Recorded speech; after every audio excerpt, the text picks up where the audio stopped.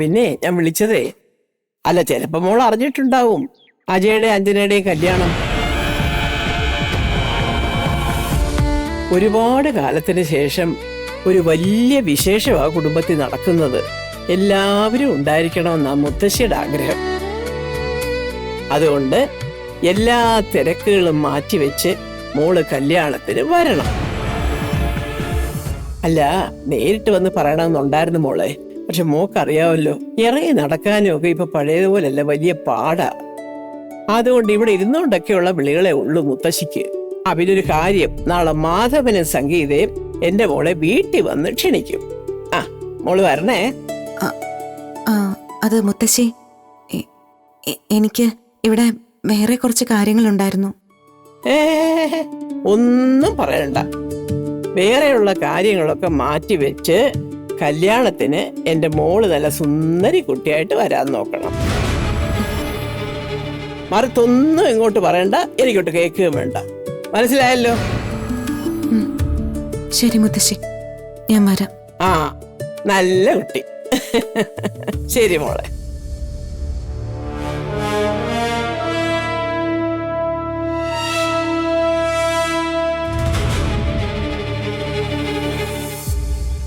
സംഗീതേ, ഭൂമി വരും. എന്നാലും നാളെ നിങ്ങൾ രണ്ടാളും കൂടി ഒന്ന് അവിടെ വരെ പോയി അവളെ ഒന്ന് വിളിക്ക്. ആരുമില്ലാത്ത കുട്ടിയല്ലേ, പാവം. നമ്മളൊക്കെ തന്നെയല്ലേ ഉള്ളൂ. ഈശ്വര. ഭൂമി, ഞാനങ്ങോട്ട് പോവാണേ.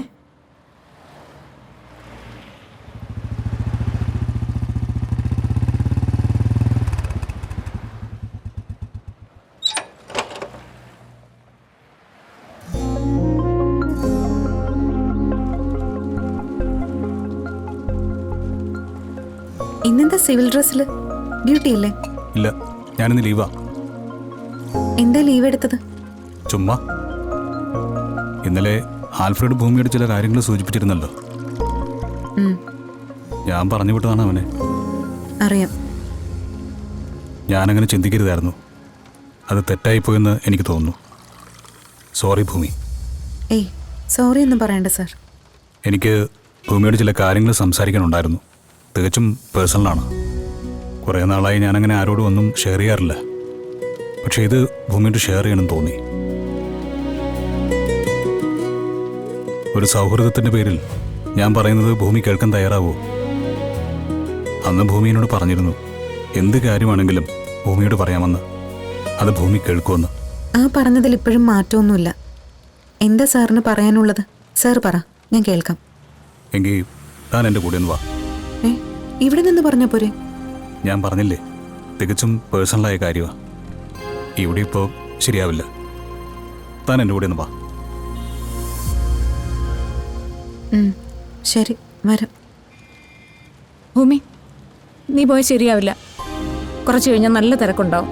എന്നെ കൊണ്ട് ഒറ്റയ്ക്ക് നോക്കാൻ കഴിയില്ല. പറയാനുള്ളത് ഫോണിൽ വിളിച്ച് പറയാൻ പറയേ. അതെ, ഞാൻ പോയിട്ട് പെട്ടെന്ന് വരാം ചേച്ചി. സാർ വാ.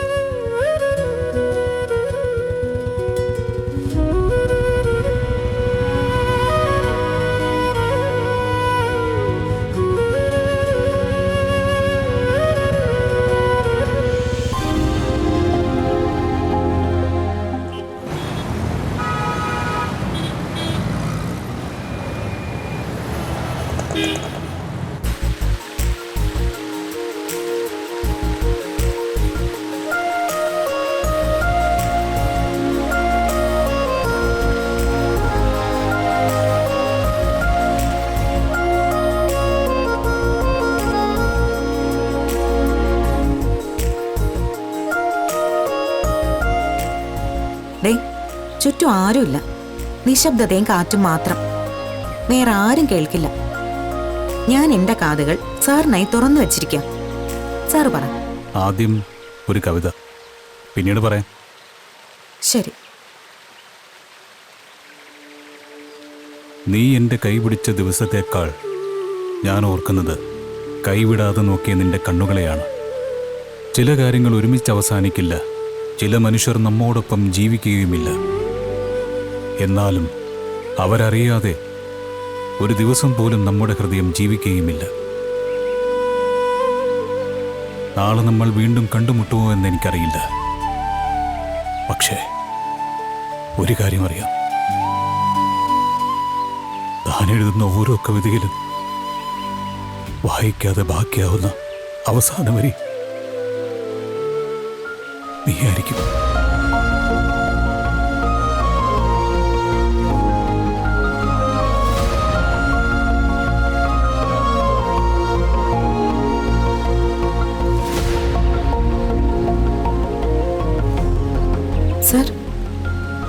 സാർ കരയാണോ? അവൾ എഴുതിയ കവിതയാ.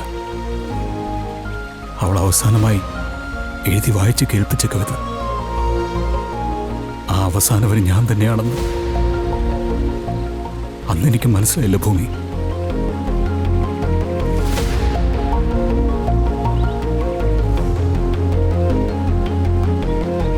ആരാ സാറിന്റെ കണ്ണ് നനയിച്ച ആ കവയത്രി? അവളുടെ പേര് നൈന എന്ന. എന്റെ നൈന. വാക്കുകൾ കൊണ്ട് മനസ്സിനെ തൊടാൻ കഴിയുന്നൊരു പെൺകുട്ടിയായിരുന്നു അവള്. അവള് മഴയെക്കുറിച്ച് എഴുതിയാൽ അത് വെറും മഴയായിരുന്നില്ല. കാത്തിരിപ്പിനെ കുറിച്ച് എഴുതിയാൽ അത് വെറും കാത്തിരിപ്പായിരുന്നില്ല. എല്ലാ കവിതയിലും ജീവിതം കുത്തി നിറച്ചാണ് അവൾ എഴുതിയത്. എന്റെ എല്ലാമായിരുന്നു അവള്. എന്റെ പ്രണയിനി. ഞാൻ ജീവിതത്തിൽ ആദ്യമായും അവസാനമായും പ്രണയിച്ച എന്റെ നയന.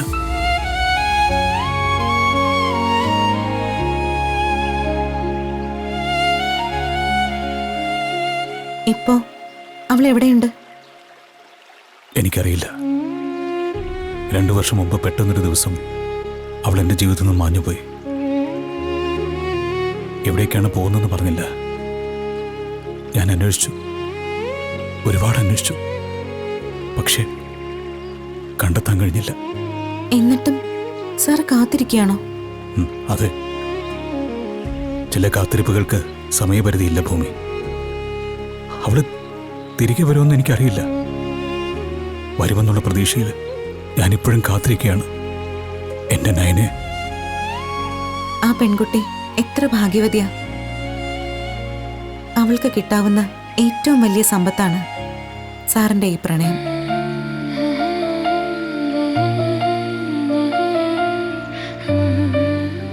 എനിക്കവളെ മറക്കാൻ പറ്റില്ല. എൻ്റെ മനസ്സിൽ അവൾ മാത്രമേ ഉള്ളൂ. പിന്നെ ഇതെൻ്റെ വീട്ടിലുള്ള എല്ലാവർക്കും അറിയാം. എന്നിട്ടും അവർ അഞ്ജനുമായിട്ടുള്ള എൻ്റെ വിവാഹം ഉറപ്പിച്ചു. അവൾ എൻ്റെ കസിനാ. എനിക്കവളെ ഇഷ്ടമല്ല. നമ്മൾ തമ്മിൽ ഒരിക്കലും ഒന്നാവില്ല. വെറുതെ സ്വപ്നം കാണരുതെന്ന് ഞാൻ അവളോട് പലവട്ടം പറഞ്ഞതാ. പക്ഷെ കേൾക്കുന്നില്ല. എല്ലാവരും ചേർന്ന് എന്നെ മുത്തശ്ശിയെ വേദനിപ്പിക്കാൻ കഴിയാത്തതുകൊണ്ടാണ് ഞാൻ അവർക്ക് വഴങ്ങി കൊടുത്തത്. മനസ്സില്ലാ മനസ്സോടെ വിവാഹത്തിന് സമ്മതമാണെന്ന് പറഞ്ഞത്. അപ്പോ എന്നോട് വിവാഹ നാടകം കളിക്കാൻ പറഞ്ഞത് എന്തിനാ? ഭാര്യയായിട്ട് അഭിനയിക്കണമെന്ന് പറഞ്ഞത് എന്തിനാ? ഞാൻ വേറൊരു വിവാഹം കഴിച്ചെന്ന് അറിഞ്ഞാൽ അഞ്ജൻ എന്നെ വിവാഹം കഴിക്കുന്നതിന് പിന്മാറും. വീട്ടുകാരും പിന്നെ എന്നെ നിർബന്ധിക്കില്ലല്ലോ. അതുകൊണ്ടാ ഞാൻ തന്നോട് സഹായം ചോദിച്ചത്. അല്ലാതെ തൻ്റെ ജീവിതം വെച്ച് കളിക്കാനോ തന്നെ ബുദ്ധിമുട്ടിക്കാനോ ഒന്നുമല്ല.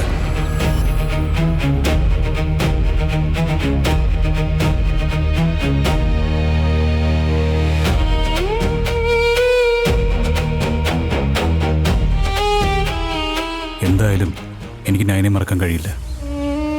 എനിക്ക് ഇഷ്ടമില്ലാത്തൊരാളെ വിവാഹം കഴിച്ച് എൻ്റെയും അവളുടെയും ജീവിതം നശിപ്പിക്കാനും കഴിയില്ല. വിവാഹ നാടകം ആ അവസ്ഥയിൽ നിന്നും രക്ഷപ്പെടാനുള്ള ഒരു വഴിയായിട്ടാണ് ഞാൻ കാണുന്നത്. ഭൂമിക്ക് എന്നെ ഒന്ന് ഹെൽപ്പ് ചെയ്യാൻ പറ്റുമോ? പകരം എന്ത് സഹായം വേണമെങ്കിലും ഞാൻ ചെയ്യാം. ഭൂമിയുടെ അമ്മയെ പുറത്തിറക്കാൻ ഞാൻ എൻ്റെ യൂണിഫോമിൻ്റെ ബലത്തിൽ നിയമപരമായിട്ട് സഹായിക്കാം. കേസ് നടത്താനുള്ള സകല ചെലവും ഞാൻ വഹിക്കാം. തെറ്റിദ്ധരിക്കരുത്. ഭൂമി ആവശ്യപ്പെട്ടാൽ മാത്രം കാശ് തരാമെന്നാണ് ഞാൻ ഉദ്ദേശിച്ചത്. അല്ലാതെ ഇങ്ങനെ ഒരു നാടകം കളിക്കുന്നതിന്റെ പ്രതിഫലമല്ല. എന്നെ ഒന്ന് ഹെൽപ്പ് ചെയ്യും ഭൂമി. എൻ്റെ അവസ്ഥ പറഞ്ഞാൽ മനസ്സിലാവുന്ന വേറൊരാള് ഈ മണ്ണിലില്ല. ഭൂമി മാത്രമേ ഉള്ളൂ. എന്നെ ഒന്ന് ഹെൽപ്പ് ചെയ്യോ പ്ലീസ്? എൻ്റെ ഒരു സുഹൃത്തെന്ന നിലയില ഞാൻ ഭൂമിയുടെ ഇങ്ങനെയൊരു സഹായം ചോദിച്ചത്. തീരുമാനം എടുക്കേണ്ടത് ഭൂമിയാണ്. സാറിന്റെ ഇപ്പോഴത്തെ അവസ്ഥയിൽ നിന്ന് എങ്ങനെയെങ്കിലും മോചിപ്പിക്കണമെന്ന് എനിക്ക് ആഗ്രഹമുണ്ട്. അതിനുവേണ്ടി വിവാഹ നാടകം കളിക്കണം. വിവാഹം, ഭാര്യയുടെ വേഷം കിട്ടിയുള്ള അഭിനയം എന്നൊക്കെ പറയുമ്പോൾ എനിക്കെന്തോ. താൻ ടെൻഷൻ ആവണ്ട. കൂടുതൽ സമയമൊന്നുമില്ല. എന്നാലും ഇങ്ങനെ ഒരു കാര്യമല്ലേ, ഒന്ന് ആലോചിച്ചിട്ട് തീരുമാനം പറഞ്ഞാൽ മതി.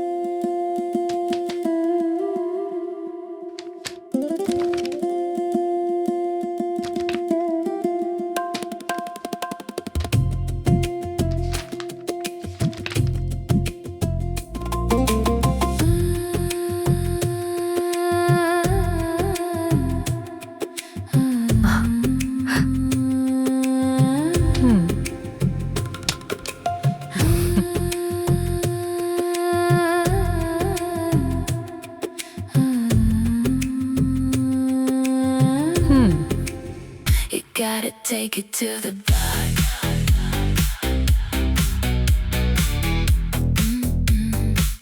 You gotta take it to the hello, നീ ഞങ്ങളുടെ വെഡിങ് ലെറ്റർ കണ്ടോ? ഞാൻ അയച്ചിട്ടുണ്ട്. നീ ഒന്ന് നോക്കണം കേട്ടോ. അതില് എല്ലാ പരിപാടികളുടെയും ഡീറ്റെയിൽസ് ഉണ്ട്. ഇന്നത്തെ കാലത്ത് താലി കെട്ടുന്ന ചടങ്ങുകൾ മാത്രമല്ല വിവാഹം. ഒരുപാട് പരിപാടികളുണ്ട്. അതുകൊണ്ട് തലേന്ന് തന്നെ നീ എത്തണം. ഓക്കെ, ഞാൻ എത്തിയേക്കാം. നമുക്കേ അടിച്ചു പൊളിക്കാം. അഞ്ജന, പറയടി. അല്ല, നിന്നെ കെട്ടുന്ന ഈ അജയ് ആരാ? ഞാൻ നിന്നോട് പറഞ്ഞിരുന്നില്ലേ, അജയ്. അവൻ തന്നെ. CI.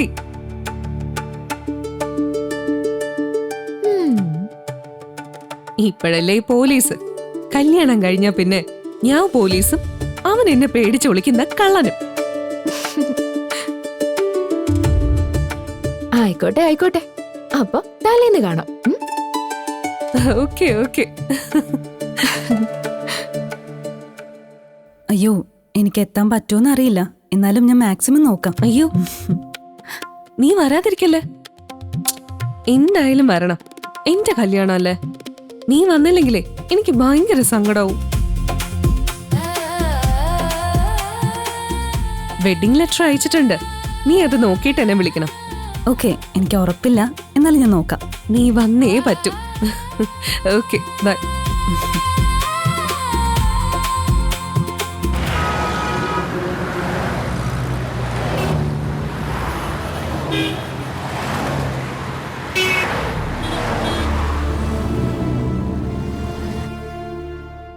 ചെന്നോളൂ.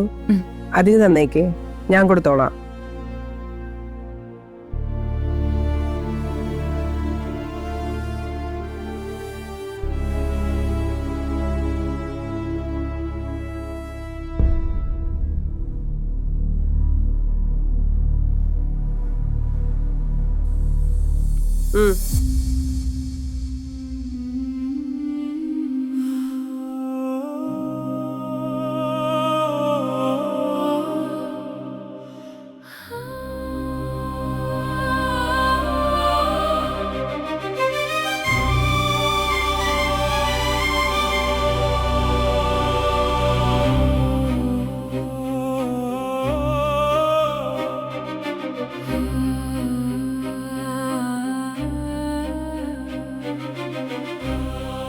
പിന്നെയും വല്ലാതെ ക്ഷീണിച്ചല്ല.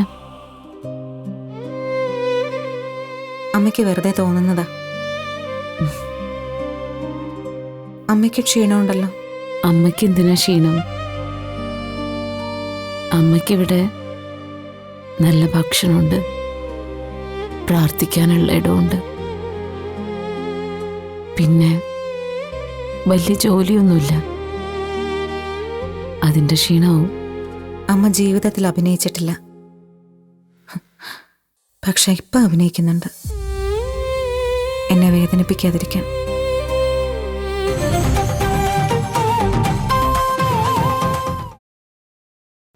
അമ്മ ജീവിതത്തിൽ അഭിനയിച്ചിട്ടില്ല, പക്ഷെ ഇപ്പൊ അഭിനയിക്കുന്നുണ്ട്, എന്നെ വേദനിപ്പിക്കാതിരിക്കാൻ. അമ്മയ്ക്ക് എന്നെ സ്നേഹിക്കാനേ കഴിയൂ. ശരിയാ, എന്റെ മോള് ഇനി വേദനിച്ചൂട.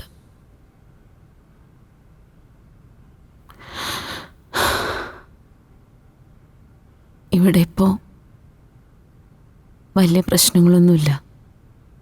അമ്മയ്ക്ക് എല്ലാം ശീലമായി. കുറ്റപത്രം വേഗം കോടതിയിൽ സബ്മിറ്റ് ചെയ്യുമെന്ന് കേട്ടു. കുറ്റപത്രം? എന്റെ അച്ചേട്ടന് ഞാൻ കൊന്നു എന്നുള്ള കുറ്റം.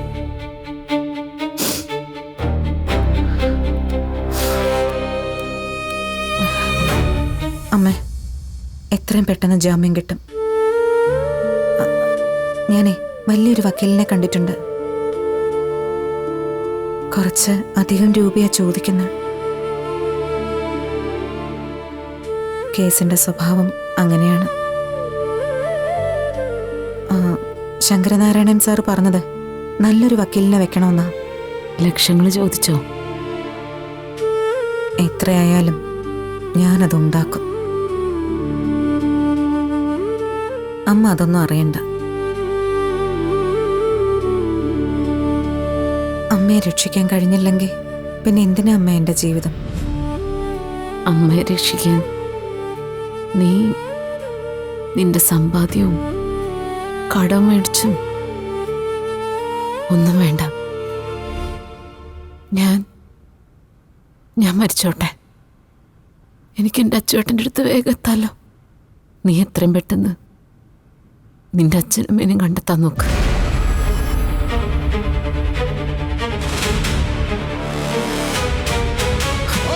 അച്ഛനെയും അമ്മയോ? അമ്മ എൻ്റെ അടുത്തുണ്ട്. അച്ഛൻ കണ്ടെത്താൻ കഴിയുന്ന ദൂരത്തുമല്ല.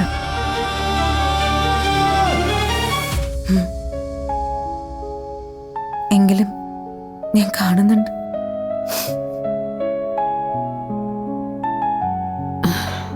കഴിഞ്ഞ പ്രാവശ്യം നീ വന്നപ്പോ അമ്മ പറഞ്ഞില്ലേ, അച്ഛൻ്റെ മറ്റാരും അറിയാത്തൊരു രഹസ്യമുണ്ട്.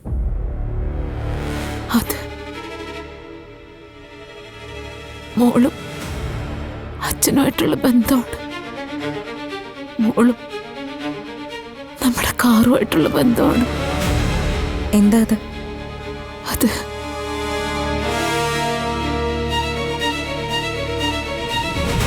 പറഞ്ഞോ അമ്മേ. ഇത്ര നാളും നെഞ്ചില്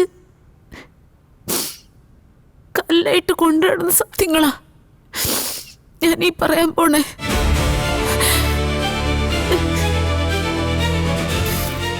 നീ എന്റെ അച്ഛൻ്റെ മോളല്ല.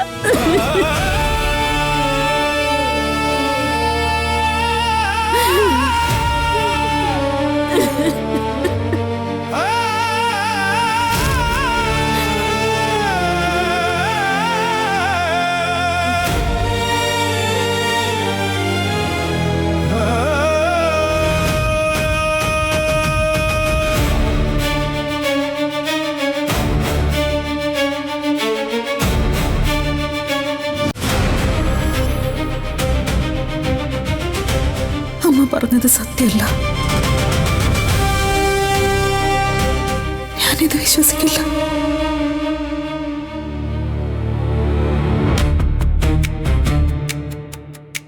ഞാൻ അനാഥയല്ല അച്ഛാ, ഞാൻ അനാഥയല്ല. എന്റെ അച്ഛൻ അച്യുതനാണ്, അമ്മ അംബികയും.